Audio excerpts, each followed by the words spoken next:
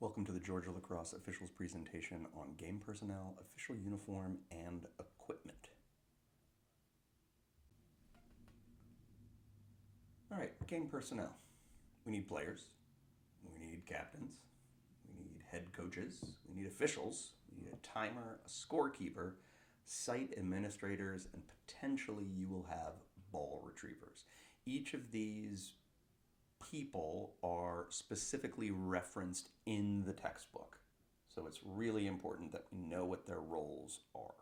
Now, there are other folks around. They're going to have non playing personnel, for example, trainers. You're going to have substitute players. You're going to have injured players. You're going to have assistant coaches. You may have a spotter and an announcer. So there are a lot of other people that are involved, but these are the ones that are specifically referenced in the Federation rulebook.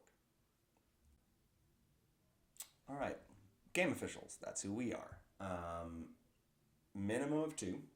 That being said, you every once in a while will be asked to do a game that's a one-person game.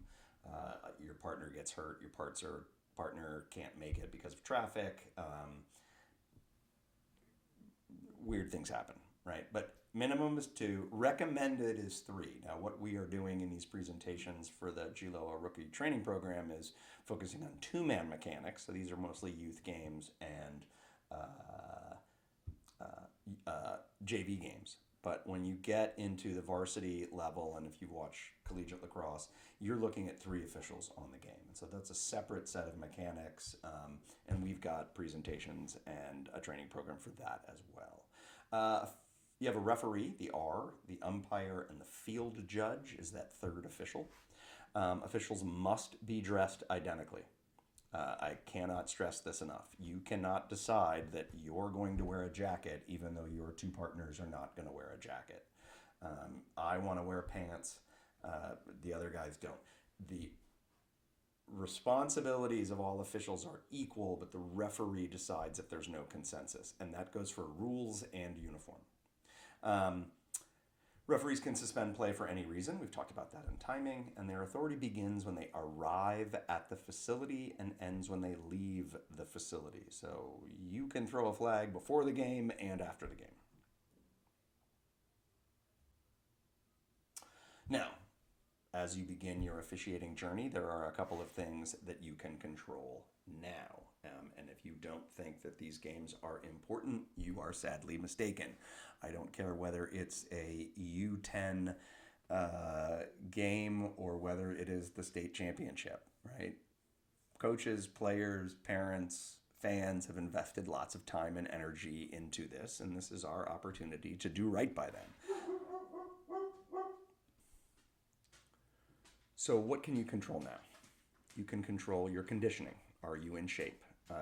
You will run roughly 3.5 to 5 miles for each game.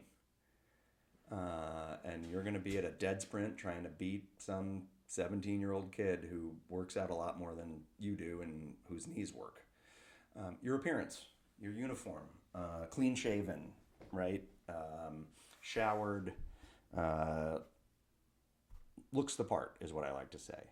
Make sure you are acting professionally. And this is not just during the game or dealing with coaches and players, but it's in the parking lot, it is after the game, it is in the quick trip around the corner. You never know who's watching and who's listening, okay? You got to be punctual. You got to show up when you say you're going to show up. And that is challenging because we live in Atlanta. And as the joke says, Atlanta is an hour from Atlanta. So you got to be monitoring your travel time and make sure you know where places are. You can't be trying to figure this out on the road and be shocked that there's a delay on 285 and Spaghetti Junction. Okay. Reliability. Can we count on you to show up, and can we count on you to do the job? And communication. And this is not just communication with coaches and players and other officials, but it's, are you responding to emails when your partner reaches out to you? Are you responding to Arbiter when it assigns you a game and you are accepting that game quickly? Now, you can control all of those things right now, but rules knowledge, mechanics, and game management are going to come with time and experience. So I'm going to spend a lot of time really talking about uniforms and sort of how you look, because that's the most important thing we need to focus on right now. All right, so the GHSA uniform is a hat with white piping. So think your standard black football hat with the white piping. 2-inch striped shirt with collar and pocket. So if you are purchasing a shirt, make sure you get the football or lacrosse shirt and not a basketball shirt. The basketball shirt has the V neck and no collar, and it does not have a pocket. If you are a football official, you probably have these two things lying around, the short sleeve and the long sleeve. Um, Black shorts with belt loops, and I cannot stress this enough, with belt loops. The belt loops allow you to put that belt in there because you're going to be carrying your timer and you need the belt loop and the belt in order to put the timer on. You can't put it in your pants. You've also got to secure your flags, and if you have a pair of black basketball shorts, you are essentially going to poop your flags out as you run down the field, and it's not a good look.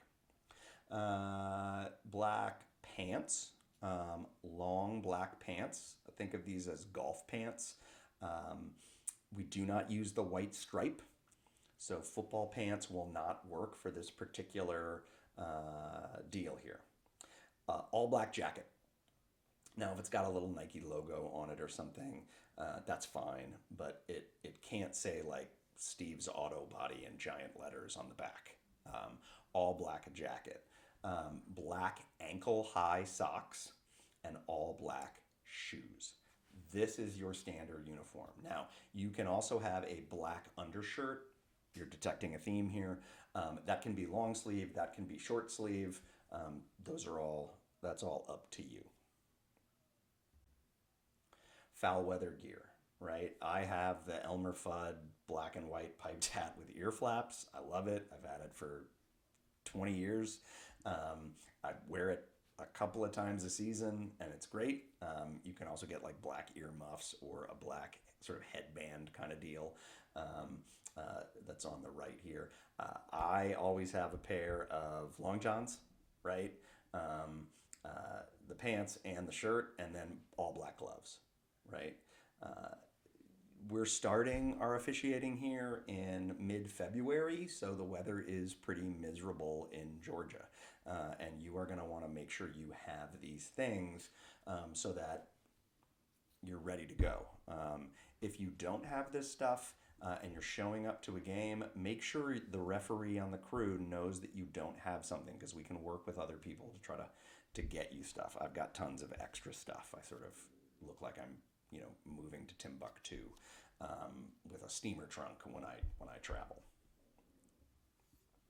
Other required equipment: a 20-second timer, scorecard and pencil, a coin. This is really for the coin toss. The referee is the only one who really needs this.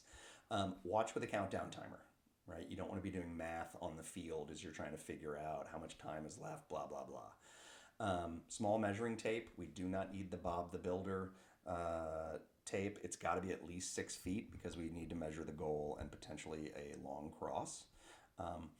Fox 40 finger whistle. There will be folks who use a lanyard whistle, but they pretty much only use those for face-offs, right? And then I prefer the black tipped penalty flags. That way when you tuck it into your shirt or your pants and you go to check to see if it's there, it doesn't look like you're reaching for your flag. That's a personal preference of mine. Now, you can get this plastic scorecard and you can buy a bullet pencil, but you can also just use, if you play golf or go to the library, just grab one of those little pencils. You can use an index card. I tend to prefer the lacrosse scorecard. I will actually cover each of the columns and the back in white athletic tape. It makes it easier to write on. And then if I do a number of games in a row, I can just like tape that tape onto my bag so that I have a record when I write my game report. You can use a quarter. When you become a second-year official, you will get a Georgia Lacrosse Officials Association Ron Maloney coin. as a thank you for putting in 2 full spring seasons, with the idea that you are sort of going to start to become the referee on some of these games, and that is our way of saying thank you. 20-second timer is going to be the most expensive piece of equipment that you purchase. Um, it's essential that you have one. If you're doing a U15 game that's youth, or any high school games, JV or varsity, you need a 20-second timer. Um, you can't do the 20 count. It's not a visual count, and you can't use your watch or the game clock. You have to have a timer. You want to check to see if your timer works before you go out on the field. It's a good idea to carry a little screwdriver and some batteries. Again, the top timer is the timer that does the 100-second one way and the 20-second the other. If you have a ready ref and you're a football referee or a back judge, you can adjust how long that timer is. So there are multiple options. There are timers that just do 20 seconds, and that's fine, right? Find the one that you're most comfortable with. Now, for youth games and summer tournaments, we have a different uniform. So we use a white hat. Now, that can be a USA Lacrosse hat, that can be a Nike white hat, it can be a white golf hat. It just shouldn't have the logo of one of the teams that you are officiating. Um, we're going to wear our black socks, our black shoes, our shorts, our belt. We're going to use our black jacket. And we're going to use what we call the GLOA summer shirt or youth shirt. And those are available for purchase through our gear store. And I'll talk about that in a little bit. If you are particularly cold, you can wear a long sleeve black shirt underneath that, or you can just wear a jacket over it.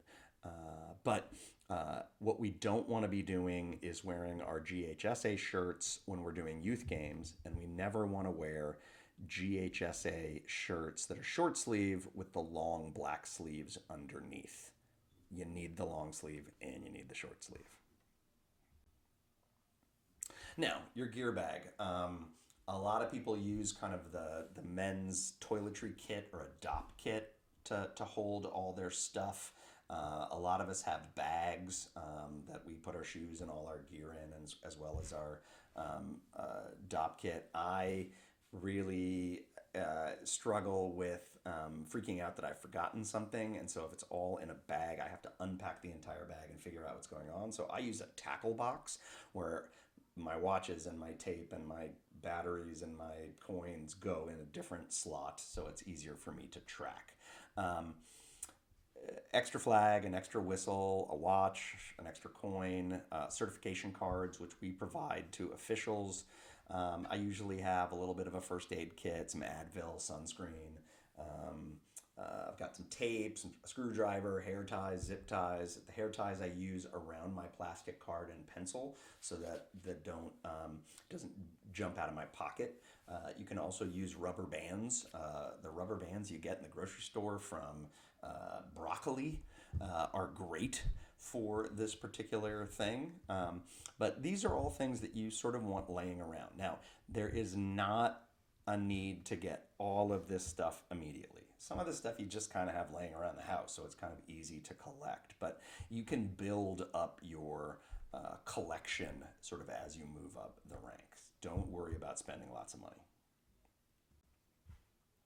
Because our goal here is to fake it till you make it.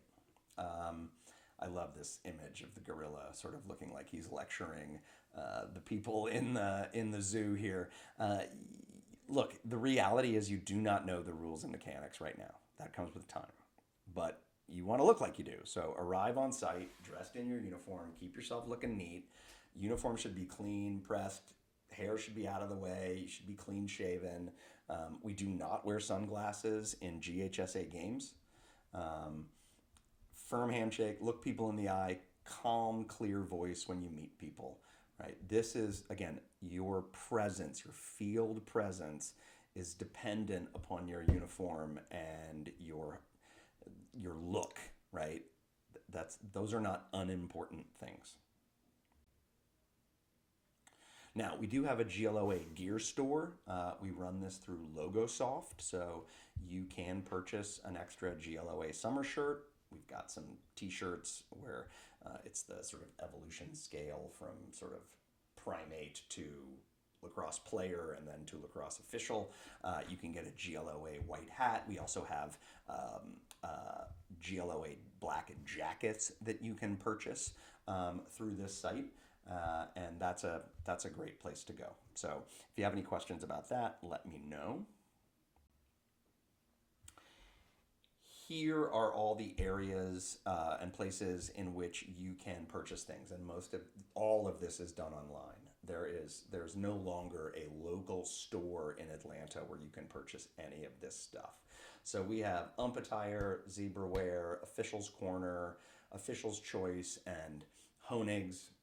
Honig's has been in the business forever. GLOA is working on an arrangement with All Sports Officials. They are the official uniform supplier to a number of high school state associations for lacrosse, as well as the College Officials Association, NILOA, the National Intercollegiate Lacrosse Officials Association. And they do wonderful work, and we will be reaching out to all of our members to let them know how that works and what your discount and shipping benefits will be. All right, table area. We've talked about the table area. Scorer's table should be at least 6 yards from the sideline at the center line. Only players serving penalty time, ready to substitute, a chief bench official if you actually have a fourth official on the game, usually playoffs, and official scorers and timers are allowed in that area. And note, timekeeper may be located in the press box. So the timekeeper is going to work the clock provided by the home team. It's going to keep accurate game and penalty time.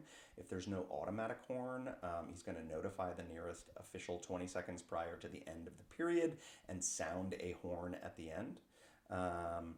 We're going to start and stop the clock on the whistle unless we are in a running time situation, either by rule or through the mercy rule.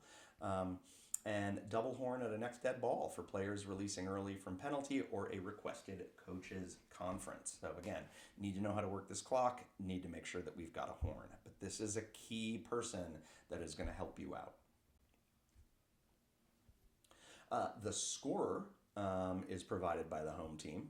And again, that being said, you are going to have a scorer for the visiting team and a scorer for the home team on a varsity game. But the official book is the home team's book.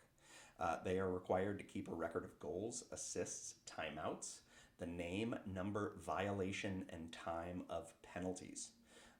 Their referee is going to confirm with the scorer after each quarter, but if there's a disagreement, the referee wins.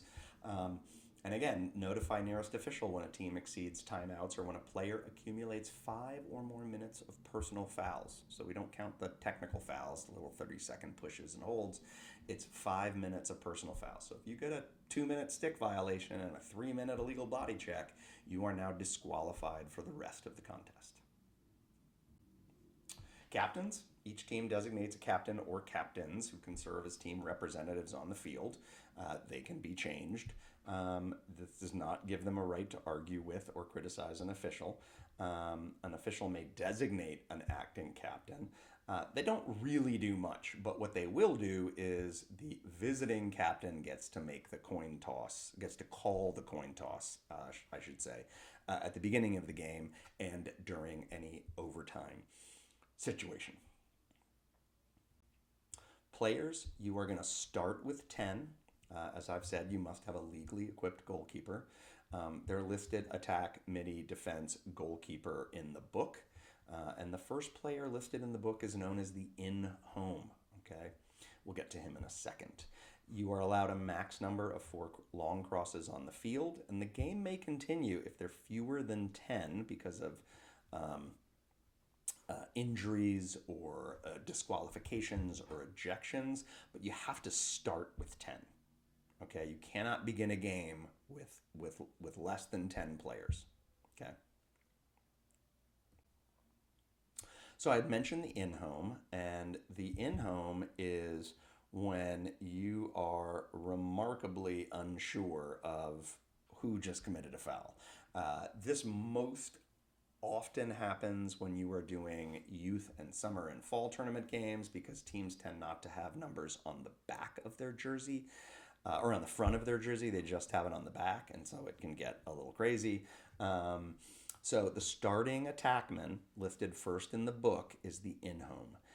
And you want to get this player's number because if you cannot determine who needs to serve a penalty, or you have a penalty on a non player, a coach, a trainer, whomever, we're going to put this kid in the box. Okay? Uh, Again, that's why it's really important to have a book. All right, so head coach. The head coach is going to make all decisions and is the only coach designated to communicate with officials. They are going to certify prior to the game that all players are properly equipped. They're responsible for players and non players connected with their team, and they should act in a courteous manner and assist officials in controlling spectators. Okay. Um, Now, per GHSA rules, it should be noted that a head coach has to be a school employee and that person may not have any idea what's going on with lacrosse. Their job is essentially to be the official person. So you may have a community coach who is essentially acting as the head coach. So it's important to make sure you are communicating, that you have a professional relationship with all these folks, and that you too are acting in a respectful and courteous manner when interacting. Um, So again, open communication, right? If anyone asks a question, nicely answer the question, right? I am not one that says I'm only talking to the head coach. If the face-off coach wants to talk to me or the defense coordinator has a question and he asks politely, I'm going to answer that question. I don't respond to statements, but I will answer questions. Remember that relationships can change quickly, and you need to manage and communicate. You will deal with these folks again. Assistant coaches become head coaches. I've been doing this is going to be my 26th season, and I have seen guys go from players to position coach to assistant coach to head coach. And really move up the ranks, just as I moved up the ranks as an official. But the big thing is when it gets heated, we need to keep our cool, right? So we are always the ones who need to be the adults and need to be in charge. Ball retrievers. I don't really see a lot of ball retrievers in games around Georgia. If we do have a ball retriever, they must wear a helmet and they must wear a contrasting uniform to both teams. They may not stand directly behind the goal. We've talked about that. And the home team is responsible for training, protect, and providing for the safety of ball retrievers. Now, this is clearly a tournament game, but you're going to go to these tournaments and the tent city and the chair city pop up on the sidelines. These are key players in your game, and if you look the part and your signals are crisp and your uniform looks good and you are hustling and you are consistent and communicating, you're going to have a much better day than if you don't do one of those things. Um, they have expectations of you. You are getting paid for this, right? This is your job. And as I have always said, the most important game that you are doing is the one that you are doing right now. The players, the coaches, the parents have all put in a lot of time and a lot of money and a lot of blood and a lot of sweat and a lot of tears. They expect the same effort out of you.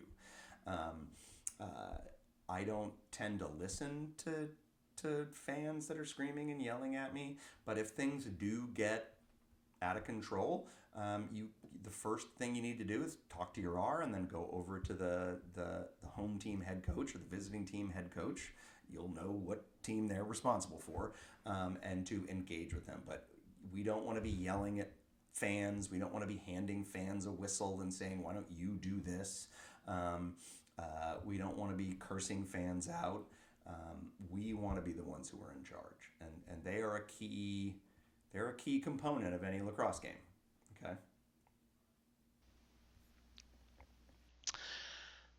The GLOA is involved in a number of memorial funds, and we support those through our members donating game checks, as well as making regular donations. And we have three charitable funds that we contribute to. The Ron Maloney Fund enables high school players who best exemplify Ron's spirit. He was one of the founding members of the GLOA back in the 90s. Um, are able to apply. Their coach sends in a recommendation for players to attend lacrosse summer camp. Most of these kids go to the Georgia Tech summer camp, and they get a full ride. They get full board. They get to go for a week. They get to develop their skills. These are kids who probably wouldn't otherwise be able to afford to do that. And we have sent over 100 kids since this fund was established in 2005, and it's amazing. It's one of my favorite things of being an official is being at the championship game at halftime and being able to give these kids their certificates and take a photo and let them go to lacrosse camp in the summer. The Kevin Moore Fund. Kevin Moore was one of the, again, earlier officials in the state, and he essentially had my job. He was the lead trainer for the GLOA. And this fund provides financial assistance to officials who want to attend professional development. So when we used to have LaxCon, you could get money to sort of offset the costs of going to LaxCon. Right now, we are using this to support our training and observation program to really help grow the game in the state of Georgia. And this is a really helpful fund that allows us to get out there with our observation program and give real-time feedback on a regular basis to officials, because that's how you get better. And then, of course, we have the Gordon Corsetti Mental Agility Foundation. This is run through actually the Gordon Corsetti Mental Agility Foundation. Um, uh, Gordon's father, Lou, is heading this up, and this raises funds for suicide prevention and mental illness research. Gordon was a good friend of mine and one of the really important guys who took the training program here in Georgia and then later at USA Lacrosse and really elevated it to a level that it had not ever been at. More information on this can be found at galaxref.com. If you're interested in making a donation to any of these funds, please contact president at galaxref.com. You can also shoot me an email or a text. But I know a lot of folks outside of Georgia use these presentations, and if any of you could help us out with any of these really wonderful causes, that would be lovely.